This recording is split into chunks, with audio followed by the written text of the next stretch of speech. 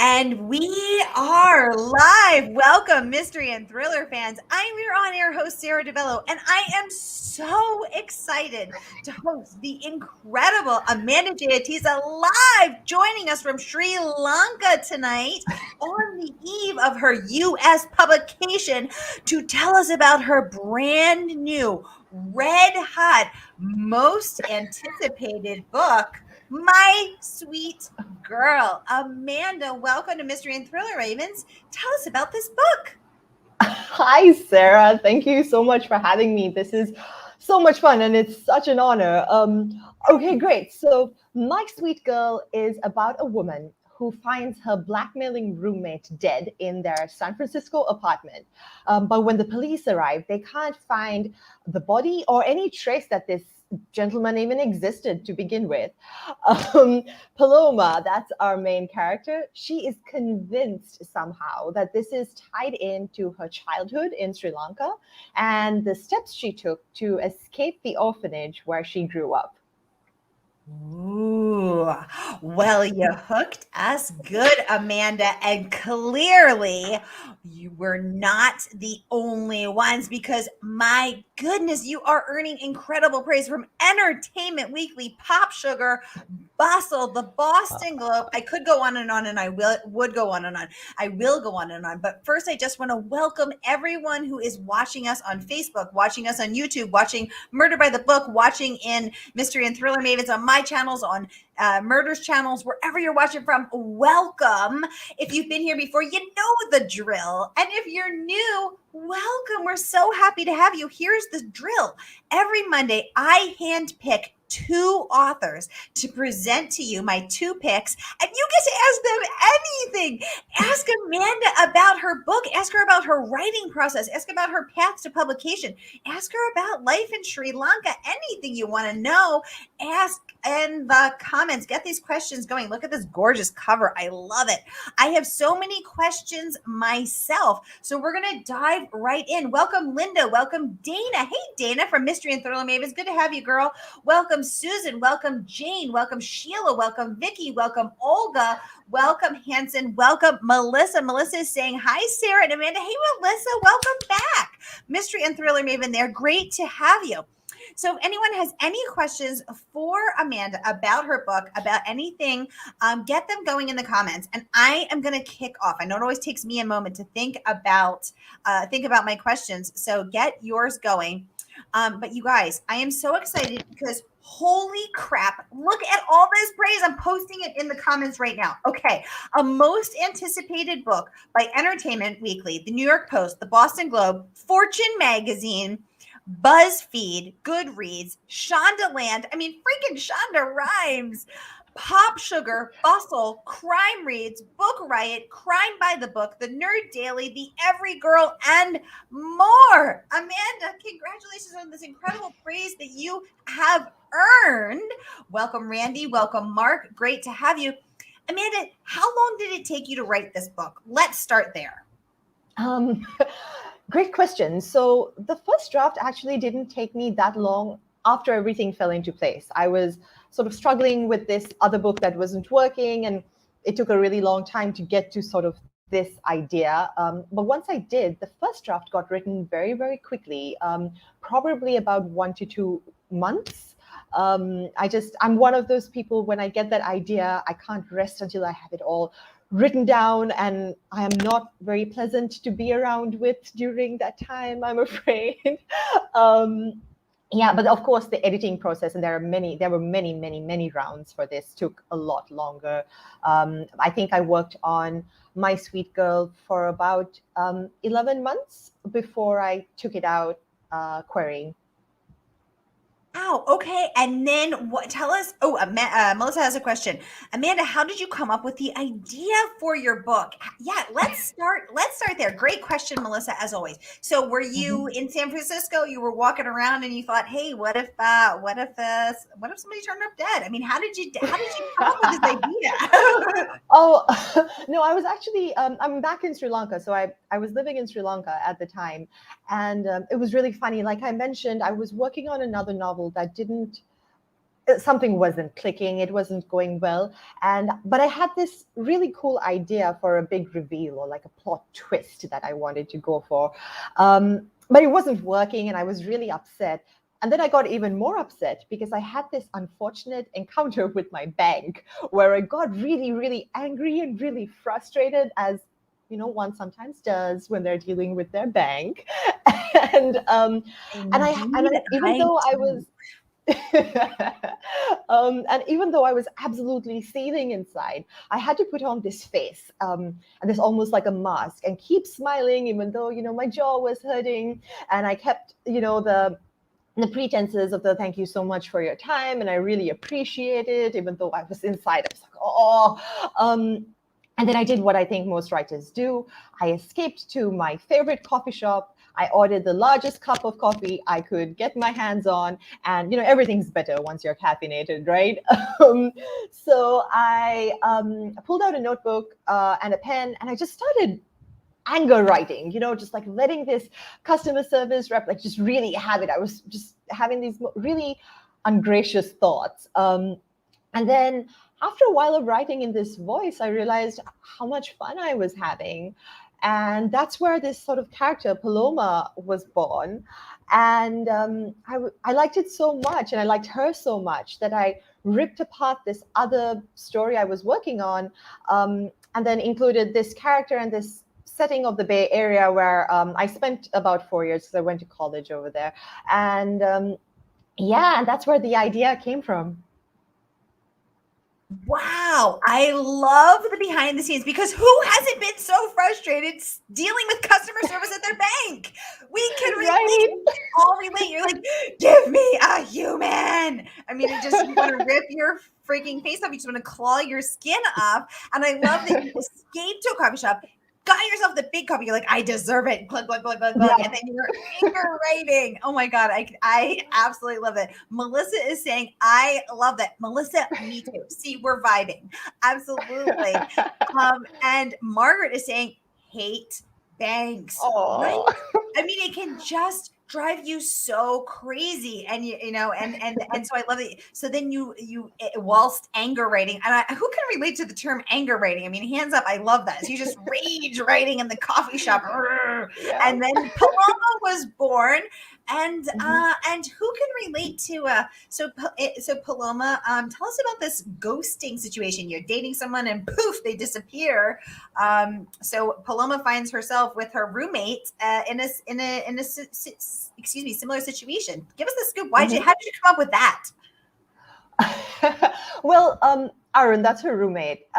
He was someone that Paloma tried to give almost a leg up to, right? Because she, as a character, had been in that situation where she felt that she was dependent on the charity of others. So she thought it was time to sort of pay it forward. And he ended up being a bit of a snake, right? Like he turned around and they found out her secret. He turned around and blackmailed her. He was asking her for money, and that's where the story opens. And I mean, who hasn't, again, been in a situation where they try to help out someone and they have these really good intentions, and then the person they would try to help out turns out to be not at all what you expected? I think most of us have been there. Of course, not to the degree that Paloma's been, because she does come home and find him dead. So I hope none of us ever have to go through a situation like that at all. That kind of takes ghosting to a whole new level, huh? Exactly, indeed. So I think we've all had those thoughts where we think to myself, oh, I could kill that person, or we say, oh, whatever. But here we have a situation where now Paloma finds herself in the unfortunate situation of being the victim of blackmail. She could be, she's looking kind of guilty there. So let's talk about your writing process. Do you rise with the sun? Do you flow to your desk? Do the words pour effortlessly out of you? You mentioned that you were struggling with another manuscript when this one was born. Did this one come more easily, or it still was a struggle? And if so, how'd you get through that struggle? I think there are always good days and there are always bad days. When I hit my stride it feels like everything is a good day and the sun is shining and I'm in a great mood. And then I hit those bad days where, let's just say, I'm not pleasant to be around. um, the pandemic was interesting. I got a lot of my Sweet Girl done before the worst of the pandemic hit. So I was going through, I think we went out on submission during the start of like the earlier days of the pandemic. So I had pretty much gotten a bulk of it done beforehand. But I was writing my second book sort of during the pandemic. And it's so funny when you consider how much my writing patterns had changed pre-pandemic and post. I was a big coffee shop writer. I loved a change of pace. All of that was taken away, of course, as it has for, I think, many all writers or anyone that likes to write in coffee shops. I used to be an early morning writer where I would wake up, just like walk my dogs, come back, sit at my desk, and then work for a few hours straight. After the pandemic, that kind of went through the window. I couldn't, like, my motivation felt kind of on the lower side of the spectrum. So I was writing more in the afternoons, taking the mornings to kind of like center myself a little bit, exercise and do meditation and do the things that kind of got me into the right headspace to write. With me, I'm very much a mood-based writer. So it's like when I feel it, I have to stop everything I'm doing and sit down and write. So every day can be different based on my mood and how things are looking on that day. What about when you're in a bad mood? I'm asking for a friend, and the friend is me. So on days when the words aren't flowing, I tell myself, "Oh, the words aren't flowing. I must step away from the manuscript." But then I think about these people who just are like, "No, keep your butt in the seat. You don't get up until the words are done." And then I think, like, Dean Koontz is one of those people. I hosted him. He's incredible, the man, the legend. Like, I genuflect to this incredibly successful mystery writer legend, but he says his butt is in the seat at 7 a.m. and he does not get up until 5 p.m. except for lunch, when he doesn't eat any carbs because carbs slow him down. I learned a lot about Dean Koontz. But he says if the words aren't coming, he doesn't care. He sits there until they come. That feels punitive and punishing and painful to me. And you're sharing that you only write, that you're a mood-based writer, but what about if you're just not in the mood? What do you do then? Do you keep forcing it or what? There are a few things that get me in the mood. They're not that How do you get in the mood? No, it's a struggle, and it took a lot of self-searching and really trying to understand myself to figure out when I should force it or when I should stick with it, not force it, or when I should let it go. Because sometimes if I'm really trying to push myself and force it, the next day I read over what I wrote and like it's flat and it's just not working and it sounds so contrived. So I try not to push myself too hard because I know that once I tap in and I really hit my stride, like I could write very quickly and get it all out there. Yes. But sometimes to get to that place where I know that what I'm producing is going to be of decent value, at least for someone to read, at least to make it to a first draft. Sometimes it can even take days. And I have this couch over there that I call it my thinking couch, but my husband makes fun of me because he's like, "Oh, that's not your thinking couch, that's your napping couch." And sometimes like he'd come in and like I'll be like laying down and he's just like, "Oh, you're thinking, huh?" I'm like, yeah, I am. I'm thinking. He's like, "It looks kind of like napping to me." But I just like to, when something's not working, I like to lay down and just like sit with the story in my mind. And hey, sometimes I do fall asleep, but whatever, right? Does the thing take place sitting up or laying down? For me, if that were the case, all my characters would just be like lying down in bed half the time. Everyone's resting. And then if I sit with something and I'm invested in it long enough, it comes. I just have to. I've started to become a little bit more confident in myself now to know that the ideas will come. I just have to let them. Oh, I love that. The ideas will come. I just have to let them. And the process of letting them, you mentioned meditating. Is that Mhm. how you let them? Um, I'm not like a pro meditator. I just like to take some time. There are a few practices that I try to follow that definitely do help, that definitely help get me into sort of the headspace that I need. Because when I write, and I like to write in first person, I tend to get very, very deep into sort of the point of view of the character, so much so that, I wasn't very nice to live with when I was writing Paloma, just because I felt like it was very like mean in my mind, and some of that translated out to being mean in real life. So when you're doing that, it is something that it can take a little bit of a toll. So just to make sure that I'm taking care of my mental health, and for sure the mental health of people around me, like my poor husband, I try to get into a headspace that's healthy. Exactly. I love that.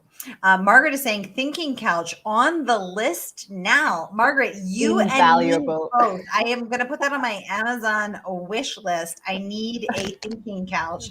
Melissa is saying, I guess you have to write true to the authentic person you are. Yes, exactly. So Melissa's a mood writer, a self-described mood writer. She's going to let that come. She's going to be on her thinking couch. Dean Koontz is going to be over there depriving himself of carbs and getting and sitting in that desk for 14 hours a day and not moving until it comes, or did I do the math right? 10 hours a day, not moving until those words come.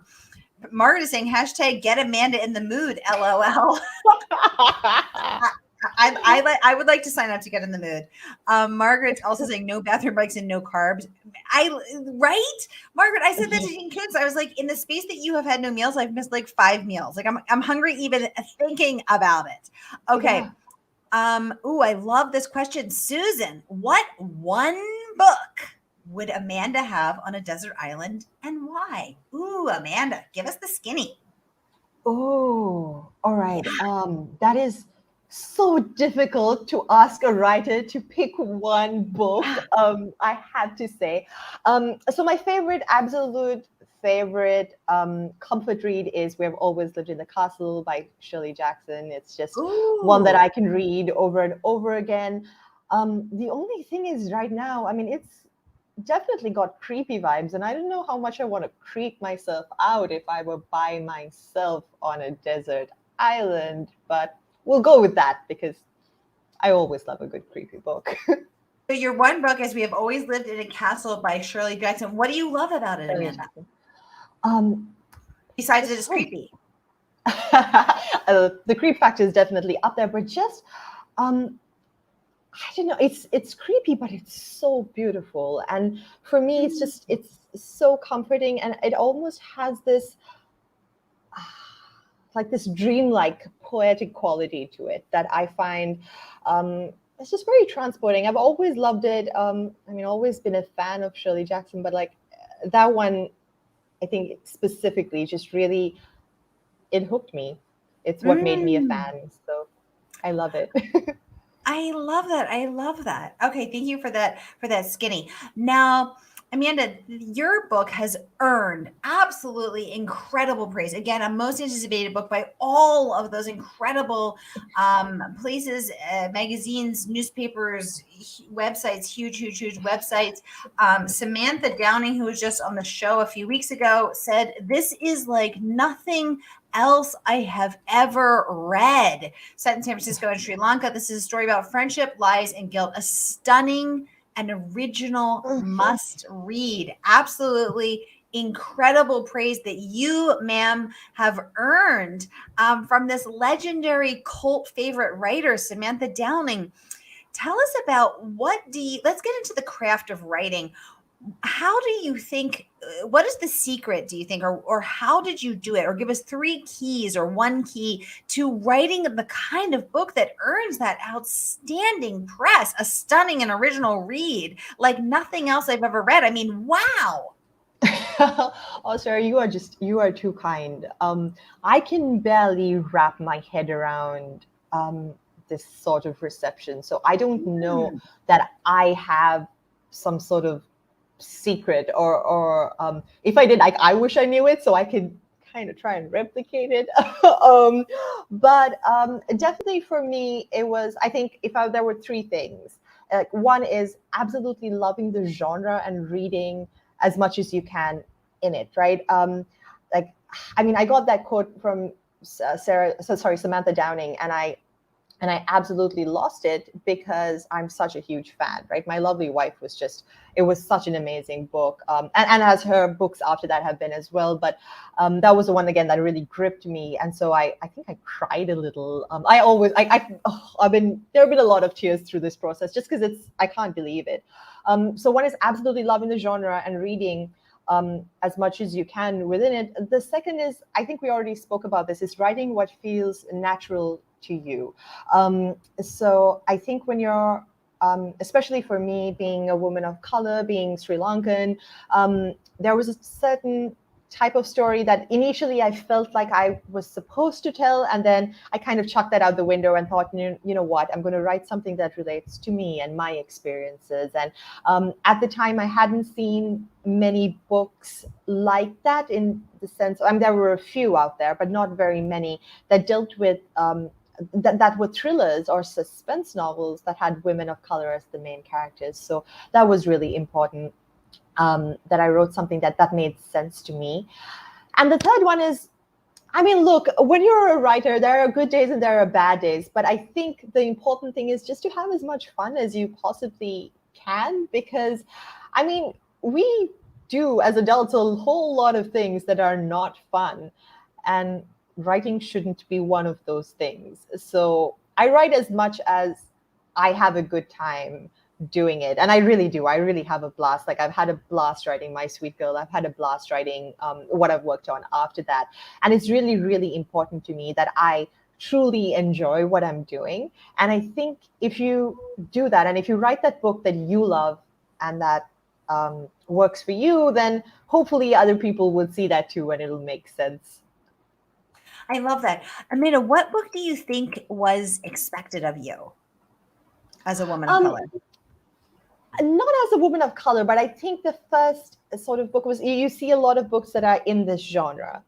And you do sort of think, okay, there's a certain formula, there's a certain process, a certain path that you're supposed to follow.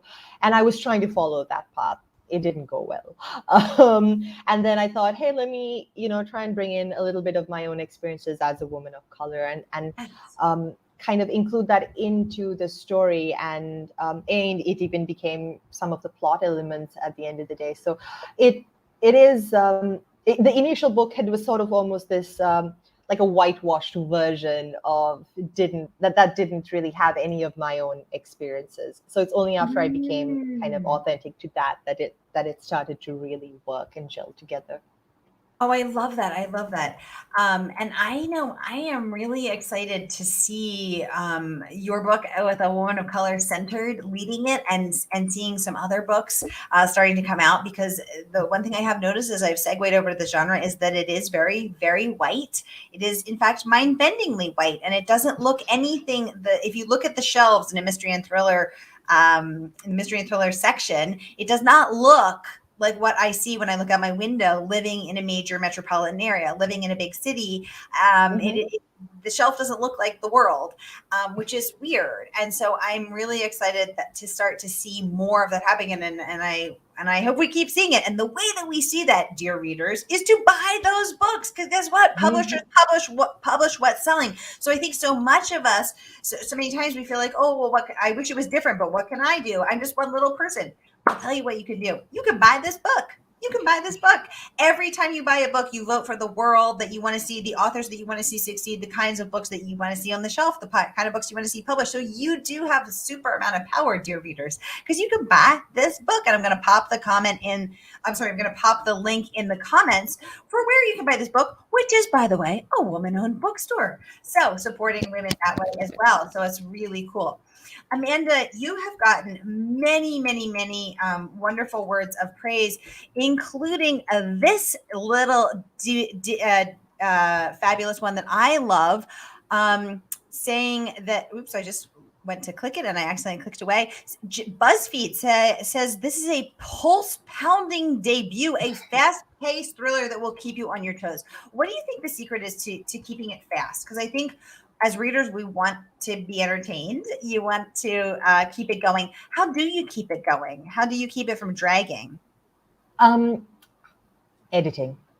Good, Editing. solid editing with an editor that you trust. I'm very lucky. My agent gave me a lot of really good feedback before we even went on sub. And then my editor at Berkeley, who is absolutely fantastic as well. I think that's where it really gets, because I tend to write fast, like I said, so that might help the pacing a little bit. But I know that sometimes, you get that middle that always gets a little draggy, and it Yeah. really helps to have good eyes and really good quality feedback. Someone who's not afraid to tell you, hey, I think this is not working. I think we need to cut this. I think we need to make this tighter. And I absolutely love the collaborative process of publishing, and it really, really works for me. So definitely, like, good, strong editing is what makes it snappy. I love that. So you're crediting your editor for a quote snappy, for the snappy factor. I love that. Melissa would like to know what inspired you to want to write in the beginning. Were you born a writer? Did it come as you went? Give us the story on that. It was never a conscious decision. I was always just a big reader, one of those kids that, would like lock myself up and be like, nobody disturb me. I'd have friends over and just ignore them. I'd be in a corner reading. And so it was very, very natural for me to, I think, just take the next step and want to create something of my own. I think my first novel that I attempted to write was when I was 9 or 10. It was written in like pink ink. It was just this terrible ripoff of a like Enid Blyton mystery story, like a Famous Five story where like me, myself, and my cousins were the characters, and it was ridiculous. But I've always written in some capacity, whether it was journals or those rite of passage, angsty teenage poems. Those things that I think everyone, most writers, experiment with when they're growing up. And then, it just, I just have a lot of stories to tell, and it's natural for me to want to write them. I never made a conscious decision thinking, hey, I want to be a writer. I still find it funny when I'm referred to as a writer, because I'm like, oh, okay, I guess that's what I am, because I love to write. That's what I do. That's what I've always done. I just never consciously made that transition from I love writing to being a writer. It feels weird and brave and bold and vulnerable to say I'm a writer, right? It feels daring and sometimes unworthy, and there's a lot of feelings and a lot that goes around into to say this is me, and to reveal yourself that you're something you wanted for so long. I know that's how it felt for me, to step out and be like, this is me. It's very it's weird and wonderful. Welcome, David. Welcome, Karen. Great to have you here. Amanda, you also got an incredible review from Entertainment Weekly, which called it provocative. Do you think the book feels provocative? Not to me, but I could see why, because like I said, I was writing a lot of my own experiences. So perhaps it is because not many people probably saw these experiences through this type of lens before. So I could see why it would be considered a provocative. I wasn't writing, in my mind, things that are that provocative in terms of experiences. I mean, Paloma herself does think some thoughts. She's got a lot of feelings. She has a lot of feelings. Go ahead. Go on, sir. No. I love that. I was going to say. Yeah, tell me. Here we go again. No, I was just going to say with Paloma, it was really interesting because I knew she would be a character who was somewhat divisive in a way that she would divide the audience. I knew she would be a love it or hate it, love her or hate her sort of character. And I went into this knowing that would be the case and being totally okay with it. I get feedback that says, what, I love Paloma. I thought she was great. She was so sarcastic, it was so dark. And I also get comments like she was absolutely horrible. And I'm like, you know what? Thank you. That's kind of the point. Like you're not supposed to like her. But if you can see or try to understand a little bit of where she's coming from, that would be great. Yeah, exactly. I love that. Do you have you've of all these incredible reviews that your work has so richly earned and you so richly deserve? Is there a favorite one you had, either at the moment of receiving or the way that it really captured your work, where you thought this just I feel like I've won the Oscar, the Emmy, the Tony. I'd like to thank the Academy, the Queen. What's your favorite in? I don't know if I can really pick one. It was Yeah. every time I'm just so I'm in that period still where I honestly just can't believe it. I can't believe that I've gotten here. I can't believe that other people are like holding my book in their hands. I can't believe that people are liking it. Enough to say nice things about it. Like for me, this whole thing is just it's absolutely mind-blowing. I don't know, every time like a little snippet of something comes in and I get an email, I sit there in like utter disbelief, and most of the time I'm out of words. I can't believe it. I got a really awesome, very, very sweet message yesterday from my agent's mom, who said that she really loved it. And for me, I was like, oh my goodness, it was so sweet. It was so kind. I was like, wow, this is amazing praise. So I think that really touched me when I got that. But all the praise has just been amazing. I love that. Well, Abby Endler from Crime by the Book, who had you on last night, said this is her favorite debut of the year, and that girl reads a lot. So that's incredible praise. Amanda, what are you working on now? What words are coming now? We're just wrapping up my second book with Berkeley. I'm so excited for it. I don't know how much I can say about it, but I can say that it takes place in Sri Lanka, but a completely different side of Sri Lanka than what we see in My Sweet Girl, because that was it. My Sweet Girl takes place sort of in an orphanage. The second book takes place in Colombo high society, and it centers around a big Sri Lankan wedding. It is suspense thriller, so there are definite dark elements there, but that's the basic gist of it. I love that, Amanda. And what's been the process of writing that sophomore book? Are you feeling the pressure, or is it feeling motivating, or what's that like? It's really funny. I have a group of writer friends, and we all complain about book 2 anxiety because it is so real. And also a lot of it was written, it was written, not a lot of it, all of it was written during the pandemic. So you're in a different headspace to the previous book. It took me a little while to get into it. So a lot of time was spent on my trusty thinking couch. A lot of time was spent trying to get into that headspace. Again, once it clicked and it flowed, which was great, but it did take me a lot longer than I would have liked to get into that headspace. There was definitely a lot of worrying and anxiety until I could get it, into the hands of finally my editor who was like, okay, I'm happy with this. And I was like, thank goodness, because I thought I was going to disintegrate.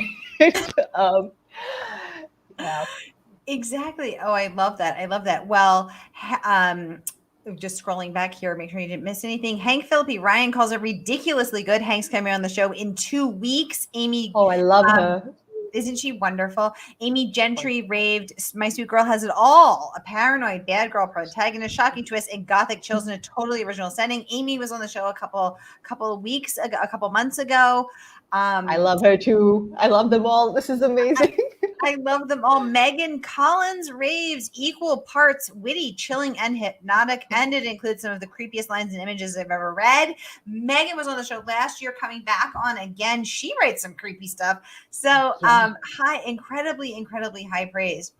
Well, this has been so wonderful, Amanda, and it looks like, oh my goodness, we're over our time. So because I have so many questions, I have so much to chat about.